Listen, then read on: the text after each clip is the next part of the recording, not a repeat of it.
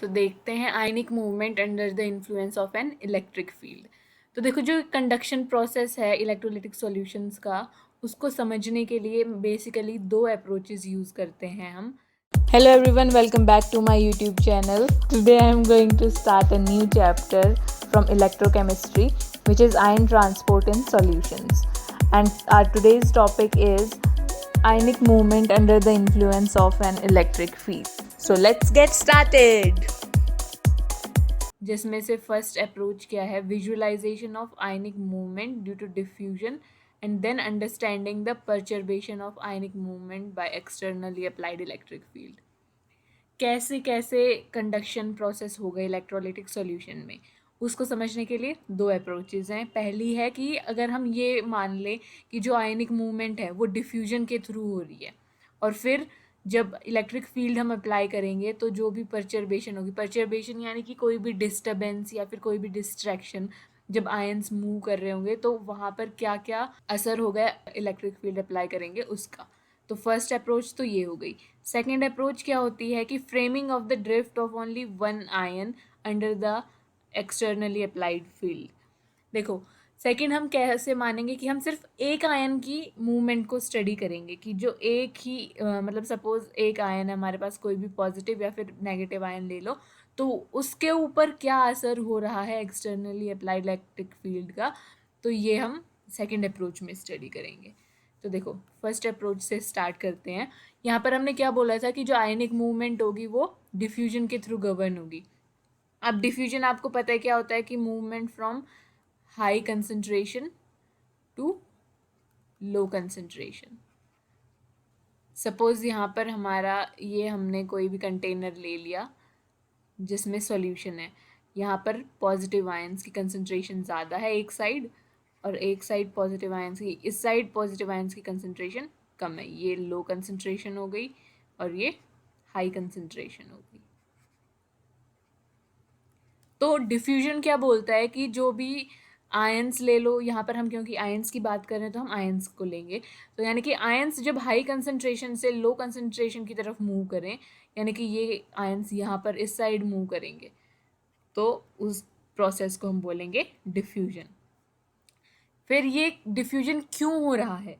देखो, concentration gradient की वजह से हो रहा है ना। It is the result of concentration gradient. Concentration gradient यानी कि एक जगह ज़्यादा कंसंट्रेशन है इन आयंस की, यहाँ पर हाई कंसंट्रेशन है और यहाँ पर लो कंसंट्रेशन है, तो ये कंसंट्रेशन ग्रेडियंट फॉर्म हो रहा है। ग्रेडियंट यानी कि डिफरेंस है कंसंट्रेशन में, एक जगह ज़्यादा कंसंट्रेशन, एक जगह कम कंसंट्रेशन। तो diffusion is a result of concentration gradient and it will continue until a homogeneity is achieved. homogeneity यानी कि जब सेम कंसंट्रेशन हो जाएगी तब तक डिफ्यूजन होता रहेगा। जब यहाँ भी सेम कंसंट्रेशन हो जाएगी आयंस की, यहाँ भी सेम कंसंट्रेशन हो जाएगी, यानी कि पूरा जो भी हमारा सॉल्यूशन होगा उसमें सेम कंसंट्रेशन है आयंस की, तब तक जो हमारा डिफ्यूजन है वो चलता रहेगा। तो जब होमोजेनिटी आ गई है सॉल्यूशन में, तब हमारा डिफ्यूजन बंद हो जाएगा। अब according to the first approach, perturbation occurs when ions are placed in an externally applied electric field. तो जैसा कि हमने देखा था कि परचर्बेशन भी हमें स्टडी करनी है। परचर्बेशन यानी कि आप लगा सकते हो कि डिस्टर्बेंस एक तरह से। जब हम externally applied electric field provide करेंगे सॉल्यूशन को, तो जो आयंस हैं वो अफेक्ट होंगे ना उस इलेक्ट्रिक फील्ड से। क्यों अफेक्ट होंगे? क्योंकि आयंस जो हैं वो चार्ज पार्टिकल्स होते हैं, हमें पता है। अब जो हमें ये पता है कि कैटायंस जो हैं वो नेगेटिव इलेक्ट्रोड की तरफ मूव करेंगे और जो एनायंस है वो पॉजिटिव इलेक्ट्रोड की तरफ, क्योंकि अपोजिटली चार्ज मतलब जो अपोजिट चार्जेस होते हैं वही तो अट्रैक्ट करते हैं ना एक दूसरे को। इसलिए जो कैटायंस होंगे वो नेगेटिव इलेक्ट्रोड की तरफ मूव करेंगे जब हम इलेक्ट्रिक फील्ड अप्लाई करेंगे, और जो एनायंस होंगे वो पॉजिटिव इलेक्ट्रोड की तरफ मूव करेंगे जब हम इलेक्ट्रिक फील्ड अप्लाई करेंगे। सपोज ये हमारा सॉल्यूशन है, ये हमने वोल्टेज अप्लाई किया और ये है पॉजिटिव साइड इसकी और ये नेगेटिव साइड है, और ये हमारा जो सॉल्यूशन है इसमें पॉजिटिव और नेगेटिव आयंस हैं। तो जो पॉजिटिव आयन होगा वो नेगेटिव इलेक्ट्रोड की तरफ मूव करेगा, और जो नेगेटिव आयन होगा वो पॉजिटिव इलेक्ट्रोड की तरफ मूव करेगा, और यहाँ से मूव करके ऐसे यहाँ पे पहुँचेगा ये, ठीक है। अब electric field allows the ions to adopt a single direction. तो इलेक्ट्रिक फील्ड की वजह से क्या होगा कि जो भी आयंस थे जो पहले रैंडमली मूव कर रहे होंगे जब हमने इलेक्ट्रिक फील्ड अप्लाई नहीं किया था, तब तो जो भी पॉजिटिव और नेगेटिव आयंस होंगे वो ऐसे ही रैंडमली मूव कर रहे होंगे, कोई यहाँ पे कोई यहाँ पे कोई यहाँ पे, मतलब कोई एक फिक्स डायरेक्शन नहीं थी कि जो पॉजिटिव इलेक्ट्रोड की तरफ मूव कर रहे हो या नेगेटिव इलेक्ट्रोड की तरफ मूव कर रहे हो, ऐसे कोई फिक्स डायरेक्शन नहीं होती, क्योंकि अभी हमने इलेक्ट्रिक फील्ड अप्लाई नहीं किया है। लेकिन जैसे ही हम इलेक्ट्रिक फील्ड अप्लाई करेंगे तो जो इनकी ये रैंडम मूवमेंट है ये स्टॉप हो जाएगी, और ये मूव करेंगे एक पर्टिकुलर डायरेक्शन में। तो यानी कि पॉजिटिव वाले सिर्फ सारे के सारे पॉजिटिव जो आयंस होंगे वो नेगेटिव इलेक्ट्रोड की तरफ मूव कर रहे होंगे, और जो सारे के सारे नेगेटिव आयंस होंगे वो पॉजिटिव इलेक्ट्रोड की तरफ मूव कर रहे होंगे। तो हमने इनकी रैंडम वॉक को स्टॉप कर दिया और एक सिंगल डायरेक्शन में इनको मूव करवाने लग जाता है इलेक्ट्रिक फील्ड। तो ये है हमारी फर्स्ट अप्रोच, यानी कि पहले तो आयंस डिफ्यूजन के थ्रू मूव कर रहे होंगे, कंसंट्रेशन ग्रेडियंट, मतलब जब तक कंसंट्रेशन ग्रेडियंट है तब तक डिफ्यूजन होता रहेगा, जब तक होमोजेनिटी नहीं आ जाती सॉल्यूशन में। जैसे ही होमोजेनिटी अचीव हो जाएगी तो वो जो उनकी मूवमेंट है आयंस की वो स्टॉप हो जाएगी। स्टॉप तो नहीं होती, लेकिन जो नेट मूवमेंट है वो उनकी ज़ीरो मानी जाती है, ठीक है। अब सेकेंड अप्रोच, मतलब जो फर्स्ट अप्रोच थी और उसमें क्या था कि जब हम इलेक्ट्रिक फील्ड अप्लाई करेंगे तो परचुर्बेशन होगा आयंस का, और एक सिंगल डायरेक्शन में मूव करेंगे सारे आयंस और उनकी रैंडम वॉक स्टॉप हो जाएगी, ठीक है। ये थी हमारी फर्स्ट अप्रोच। अब सेकेंड अप्रोच देखते हैं। सेकेंड अप्रोच में क्या होता है, it includes framing of only one ion under the influence of an externally applied field. तो यानी कि हम सिर्फ एक आयन की स्टडी कर रहे हैं, वो कैसे ड्रिफ्ट कर रहा होगा या वो कैसे मूव कर रहा होगा एक्सटर्नली अप्लाइड फील्ड में, वो हम देखेंगे। तो जो इलेक्ट्रिक फील्ड है यहाँ पर हम क्या मानते हैं सेकेंड अप्रोच में, कि जो आयन होगा वो न्यूटन सेकेंड लॉ के अकॉर्डिंग मूव कर रहा होगा, यानी या फिर एक्सेलरेट कर रहा होगा, ठीक है। अब सेकेंड जो न्यूटन, और न्यूटन सेकेंड लॉ क्या है, F is equals to m a, ये है हमारा न्यूटन सेकेंड लॉ। तो यानी कि जो आयन है हमारे इलेक्ट्रिक फील्ड में वो ये न्यूटन सेकेंड लॉ के अकॉर्डिंग मूव करेगा। अगर वैक्यूम में होता आयन, वैक्यूम में है यानी कि कोई भी और आयन प्रेजेंट नहीं है उसके पास। देखो वैक्यूम में क्या होता है कि कोई भी no other ion is present, है ना, तो कोई और आयन नहीं है। तो जैसे ये पॉजिटिव आयन माना हमने, तो ये मूव करेगा, और कब तक मूव करेगा, जब तक एक रिस्पेक्टिव इलेक्ट्रोड से वो टकरा ना जाए, तब तक ये आयन मूव करता रहेगा। लेकिन रियलिटी में ये सिचुएशन थोड़ी होती है। रियलिटी में तो ये होता है कि और भी आयंस प्रेजेंट होंगे, इस क्योंकि हम सॉल्यूशन की बात कर रहे हैं ना, तो सॉल्यूशन में सॉल्वेंट के आयंस भी प्रेजेंट होंगे और सोल्यूट के आयंस भी प्रेजेंट होंगे। तो ऐसे ही यहाँ पर बहुत सारे आयंस प्रेजेंट होंगे। तो अब जैसे सपोज हम इस वाले आयन को कंसिडर करें, तो ये रेड वाले आयन को हम कंसिडर करेंगे, तो ये आयन कब तक मूव करेगा, जब तक कोई और आयन से ना टकरा जाए। जैसे ही ये इस आयन से टकराएगा तो इसकी मूवमेंट स्टॉप हो जाएगी, फिर ये आयन कहीं और मूव करेगा, फिर इसको रास्ता मिलेगा और फिर ये आगे मूव करेगा। तो यानी कि ये एक तरह से स्टार्ट और स्टॉप मैकेनिज्म के थ्रू मूव करते रहते हैं आयंस। ऐसा नहीं होता कि कोई और आयन प्रेजेंट ही नहीं है और वैक्यूम में है। तो ये तो हम वैक्यूम वाली सिचुएशन कंसिडर कर रहे हैं कि कोई और आयन प्रेजेंट नहीं है। तो ये आयन जब तक मूव करता रहे, ये आयन तब तक मूव करता रहेगा जब तक ये अपने रिस्पेक्टिव इलेक्ट्रोड से ना टकरा जाए। ये इलेक्ट्रोड है।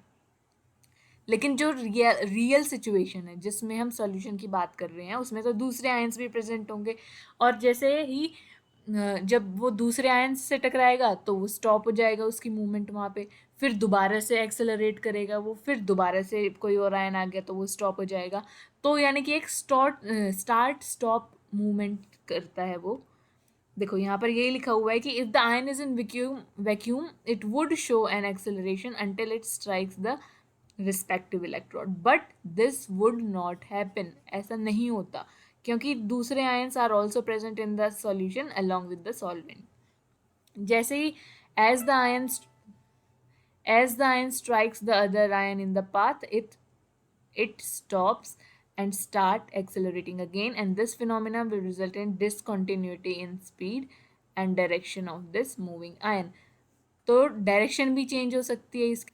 सपोज हमारे पास ये वाला आयन कंसिडर कर रहे हैं हम, और ये पूरा एक सॉल्यूशन है। यहाँ पर नेगेटिव भी प्रेजेंट है, पॉजिटिव भी, नेगेटिव भी, पॉजिटिव भी, नेगेटिव भी। अब सपोज ये आयन चल रहा था, इससे स्ट्राइक हो गया ये। अब ज़रूरी नहीं है कि ये स्ट्राइक होके इसी डायरेक्शन में चलता रहेगा, क्या पता ये स्ट्राइक होके ऐसे मूव कर जाए या फिर स्ट्राइक होके ऐसे मूव कर जाए, तो इसकी डायरेक्शन भी चेंज होगी ना। जैसे जैसे इसकी मतलब ये किसी भी आयन से स्ट्राइक करेगा तो इसकी डायरेक्शन भी चेंज होगी और स्पीड भी चेंज होगी, क्योंकि ये एक टाइम पे स्टॉप भी होगा जब उससे टकराएगा, और फिर दोबारा से एक्सेलरेट करना पड़ेगा इसको। तो ये हम कंसिडर कर रहे हैं सेकेंड अप्रोच में ऐसा होता है। फिर क्या हुआ, इसका मतलब कि जो आयनिक मूवमेंट है वो स्मूथ नहीं है ना, इसमें रेजिस्टेंस ऑफर किया जा रहा है by the surrounding medium. The application of external applied field results in movement of ions towards the oppositely charged electrode in a zigzag manner। देखो, तो जो हम बोल रहे थे कि आयंस की डायरेक्शन भी चेंज होगी, तो उसकी वजह से क्या होगा कि ये एक जिगजैग मैनर में मूव करते हुए दिखेंगे हमें, या फिर स्टार्ट स्टॉप फैशन में मूव करते हुए दिखेंगे। ऐसा नहीं है कि वो कॉन्टिन्यूसली मूव ही करते जा रहे हैं जब तक अपोजिटली चार्ज इलेक्ट्रोड से ना टकरा जाएं। बीच में आयंस भी आएंगे जो उनको रेजिस्टेंस प्रोवाइड करेंगे, ठीक है।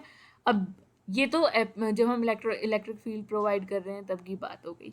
अब इलेक्ट्रिक फील्ड जब तक हमने प्रोवाइड नहीं करवाया था, तो जो वेलोसिटी है ऑफ द आयन उसको हम नेग्लेक्ट कर सकते हैं, क्योंकि मूव ही नहीं कर रहा वो इलेक्ट्रिक फील्ड के एब्सेंस में। तो अब जब हम इलेक्ट्रिक फील्ड अप्लाई करेंगे तो वो मूवमेंट मतलब जो अपोजिटली चार्ज, जब हम इलेक्ट्रिक फील्ड अप्लाई करेंगे तो वो इलेक्ट्रिक फील्ड की डायरेक्शन में मूव करना शुरू हो जाएगा। The electric field will create an additional velocity component on the ion that drift it towards the oppositely charged electrode। यानी कि जो हमारा इलेक्ट्रिक फील्ड है वो एक एक्स्ट्रा वेलोसिटी कंपोनेंट उसको प्रोवाइड कर रहा है आयन को, ताकि वो मूव कर सके towards the oppositely charged electrode. ठीक है। अब देखो, let F be the force vector that imparts drift velocity v D.